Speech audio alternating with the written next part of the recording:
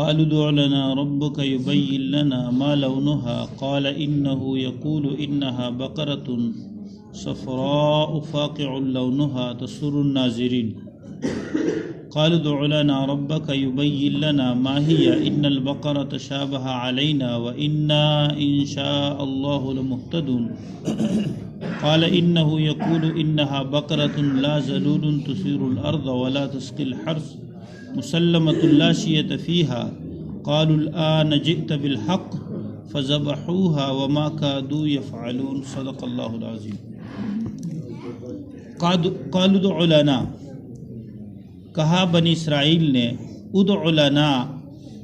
دعا کیجئے ہمارے لیے، رب کا، اپنے رب سے، یبین لنا، ہمیں بتا دے، ما لونہا، اس کا رنگ، اس کا کیا رنگ ہے؟ قال انہ یقول، فرمایا کہ انہ، بے شک وہ اللہ، یقول فرماتے ہیں، انہا بقرتن، یہ گائے ایسی گائے ہے، صفراء، یہ پیلی ہے، زرد ہے، فاقع لونہا، گہرا اس کا رنگ ہے، تسر الناظرین، دیکھنے والوں کو خوشی دیتی ہے، خوش رنگ ہے، دیکھنے والے خوش ہوتے ہیں اس کو دیکھ کر۔ قالوا ادع لنا ربک، قالو بولے بنی اسرائیل، ادع لنا، آپ دعا کیجئے ہمارے لیے، رب کا، اپنے رب سے، یبین لنا، کہ واضح کر دے، ما ہیا، یہ گائے کیسی ہے، ان البقرۃ شابہ علینا، یہ جو بقرہ ہے، گائے ہے، بقرہ تشابہ علینا، یہ ہم کو شبے میں پڑ گیا، تشابہ یعنی متشابہ ہو گیا، علینا، ہمارے اوپر، ہمیں گایوں میں ملتی نہیں، وَإِنَّا، اور یقیناً ہم، انشاء اللہ، اگر اللہ چاہے، لمہتدون، پالینے والے ہو جائیں گے، ہمیں مل جائے گا، یعنی واضح بتا دے، اور انشاءاللہ اس دفعہ ہم جو ہے اس کو پالیں گے۔ قال، فرمایا موسیٰ علیہ السلام نے، انہو، بے شک اللہ، یقول، فرماتے ہیں، انہا بقرتن، کہ یہ گائے، لا ذلول، تثیر الارض، ایسی نہیں ہے جس سے خدمت لی جائے، تثیر الارض، جو زمین جوتے، ولا تسقی الحرث، اور نہ کھیتی کو پانی دے، مسلمۃ، بے عیب ہے، تندرست ہے، لا شیۃ فیہا، کوئی داغ نہیں اس میں۔ قالوا الآن جئت بالحق، بولے بنی اسرائیل، الآن، اب، جئت بالحق، آپ پوری بات لے آئے ہیں، فذبحوها، پھر انہوں نے گائے ذبح کر دی، وما کادوا یفعلون، اور نہیں تھے وہ یہ کام کرنے والے، نہیں تھے وہ یہ کام کرنے والے، یعنی اگر یہ انشاءاللہ نہ کہتے اور اللہ تعالیٰ ان کو وہ گائے نہ ملا دیتے تو انہوں نے قیامت تک یہ گائے ان کو نہ ملتی اور نہ یہ کام کر لیتے، نہ اس حکم پر عمل کر لیتے۔ تو یہاں پر فرماتے ہیں کہ بنی اسرائیل کو جب پہلے حکم دیا گیا، فَافْعَلُوا مَا تُؤْمَرُونَ، کہ گائے ذبح کر دو جو نہ بوڑھی ہے اور نہ جو ہے جوان ہے، فَافْعَلُوا مَا تُؤْمَرُونَ، اس کے درمیان گائے ہے، اوان بین ذالک، فَافْعَلُوا، تم کرو، مَا تُؤْمَرُونَ، جو تو اللہ تعالیٰ نے تمہیں حکم دیا اس پر عمل کرو، بس اس وقت اگر وہ عمل کرتے تو ان کا مسئلہ حل ہو جاتا اور اتنی بات لمبی نہ ہو جاتی اور وہ پریشان نہ ہوتے، کیونکہ خود انہوں نے چونو چرا نکالی اور اعتراضات جو ہے بحثیں نکالی تو ان کے لیے حکم مشکل ہوتا گیا۔ ایک تو یہ بات، دوسری بات یہ کہ گائے کے ذبح کرنے کا حکم اللہ نے کیوں دیا؟ مصری جو لوگ تھے، یہ مصر میں رہ چکے تھے، وہ گائے کے تقدس کے کیا تھے، قائل تھے، جیسے ہندوستان میں ہندو جو لوگ ہیں وہ گائے کو مقدس سمجھتے ہیں، تو پھر گائے کی عبادت کرنا جیسے انہوں نے بچڑی کی عبادت کی، تو اللہ تعالیٰ چونکہ اس کے دلوں میں اس وقت بھی بچڑے کی محبت تھی، جس وقت پہاڑ ان کے اوپر تھا اور وہ سجدے میں تھے اور زبان سے اقرار کرتے تھے اور دل کہتا تھا کہ نہیں ہم نہیں مان رہے، اس کی وجہ یہ تھی کہ ان کے دل میں بچڑے کی محبت تھی، انہوں نے بچڑے کی عبادت کی تھی۔ تو وہ محبت نکالنے کے لیے اللہ نے فرمایا گائے ذبح کر، تاکہ یہ گائے ذبح کریں گے تو ان کے دل سے گائے کی بچڑے کی محبت ختم ہو جائے گی اور ان کا دل اللہ کی محبت کے لیے صاف ہو جائے گا۔ اللہ اپنی محبت کے ساتھ اپنی محبت کے برابر کسی محبت کو نہیں دیکھنا چاہتا۔ ایک محبت ذاتی ہے، ایک محبت عرضی ہے۔ ایک اللہ کی ذات کے ساتھ محبت ذاتی ہے، باقی جتنے بھی اللہ کے قریب ہیں ان کے ساتھ اللہ کی وجہ سے محبت، اللہ کا ولی ہے، اللہ کا نبی ہے، اس سے خود محبت ہو جاتی ہے جب اللہ کے ساتھ محبت ہو۔ تو جیسے ابراہیم اللہ کے خلیل تھے، خلیل اس کو کہتے ہیں جس کے دل جو ہے اللہ کے محبت سے بھرا ہو۔ تو ابراہیم علیہ السلام کا جب بیٹا اسماعیل علیہ السلام جب وہ چلنے کے قابل ہوا، باغنے کے قابل ہوا، اللہ نے اس وقت فرمایا، اپنے بیٹے سے محبت کرتے تھے، اس میں اطاعت کے اور نبوت کی نشانیاں تھیں، تو اللہ نے فرمایا کہ اب اس بیٹے کو ذبح کرو۔ بیٹے سے وہ محبت کرتے تھے، کیوں؟ اللہ چاہتے ہیں کہ میری محبت کے ساتھ کسی کوئی اور محبت ملے نہیں، ملاوٹ نہ ہو۔ اللہ ملاوٹ کو پسند نہیں کرتے۔ اب ابراہیم علیہ السلام کا محبوب بیٹا انہوں نے اللہ کے حکم پر ذبح کرنے کے لیے تیار ہو، اور محبوب گھر جو بیت اللہ ہے، تو محبوب چیزیں ساری قربان کر دی، اور پھر اللہ سے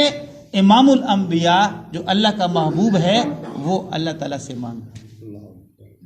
محبوب چیزیں قربان کر کے اللہ سے محبوب مانگا، اور وہ محبوب اللہ تعالیٰ نے ہمیں عطا کی۔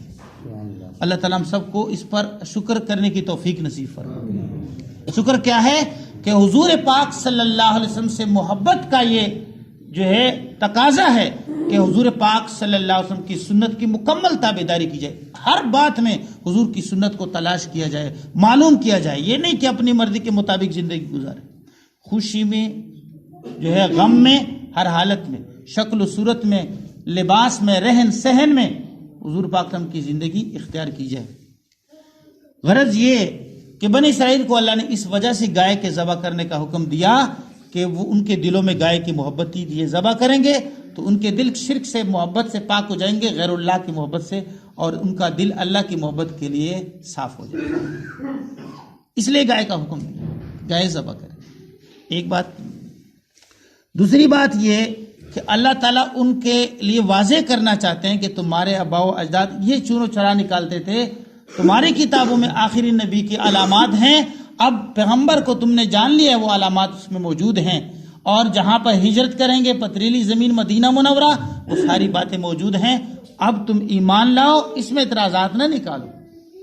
کیونکہ اسی وجہ سے تو تمہارے پہلے اگلے جو ہے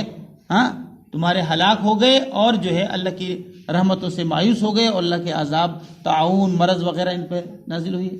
تو تم اس طرح نہ کرو۔ تو یہ بھی اشارہ ہے، اور ان کا مسئلے کا حل بھی بتایا کہ جو ایک بھتیجے نے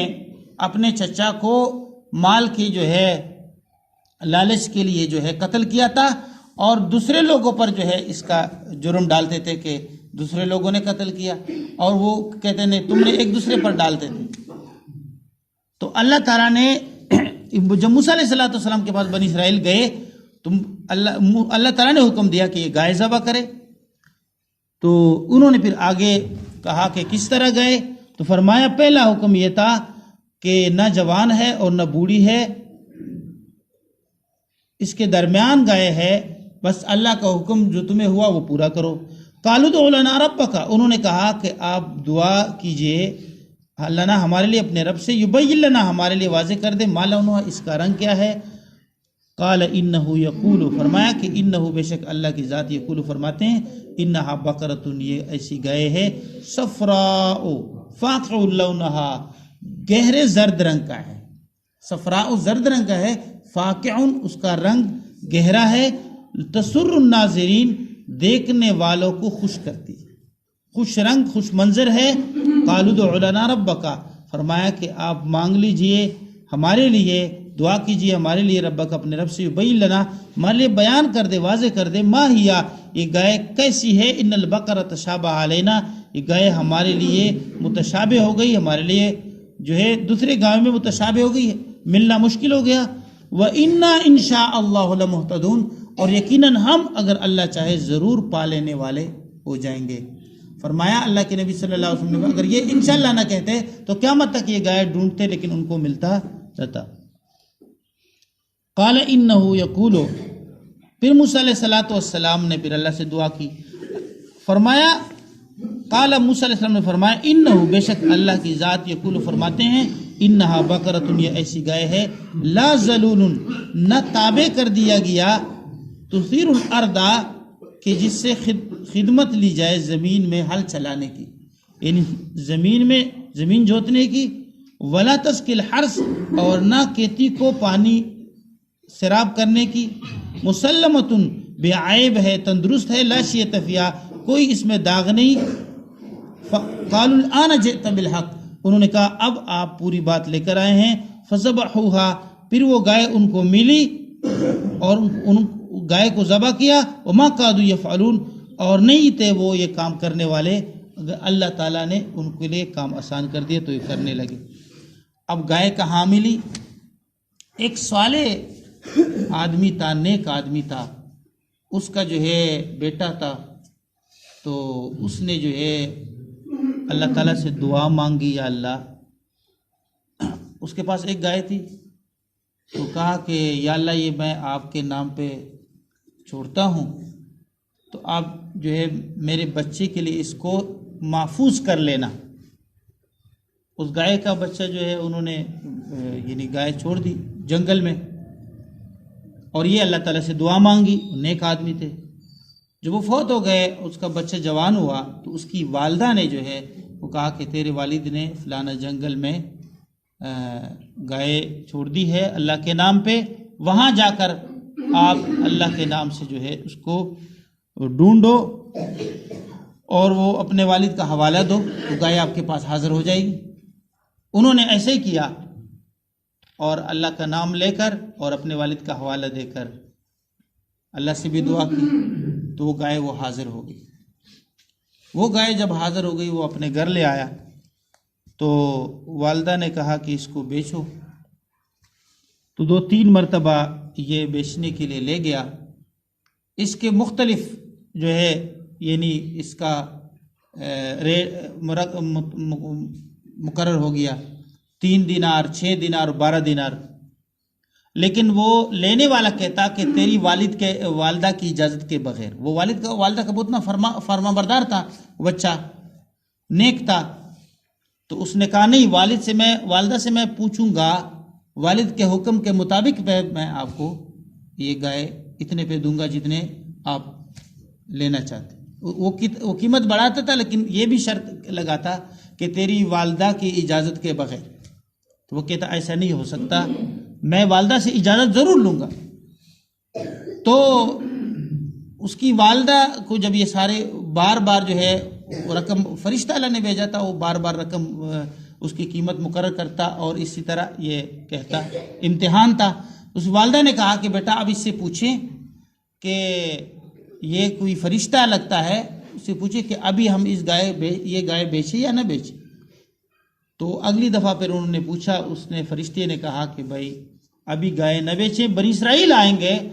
تو آپ ان کے ساتھ یہ قیمت لگائیں کہ اس گائے کا جو ہے کال یہ سونے سے بھر کر دیں گے تو ہم یہ گائے آپ کو دیں گے۔ تو انہوں نے ایسا ہی کیا۔ بنی اسرائیل جب آئے، وہی بالکل یعنی پیلے رنگ کا زرد گائے، خوبصورت، بے داغ، بے عیب، خوش منظر، دیکھنے والوں کو خوش کرنے والی گائے۔ تو وہ جب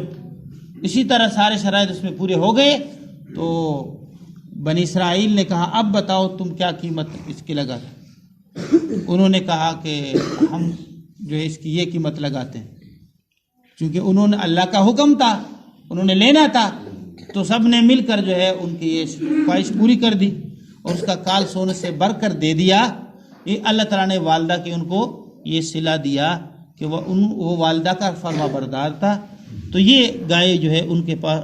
ہاں ملی۔ فذبحوها وما كادوا يفعلون، انہوں نے یہ گائے ذبح کر دی، وما كادوا يفعلون، اور نہیں تھے وہ یہ کام کرنے والے اگر اللہ نہ چاہتے۔ اللہ نے چاہا تو ان کو یہ گائے مل گئی۔ اس کے بعد کیا ہوا اور وہ مردہ مقتول کیسے زندہ ہوا، انشاءاللہ پھر۔ آمین۔ الحمدللہ رب العالمین۔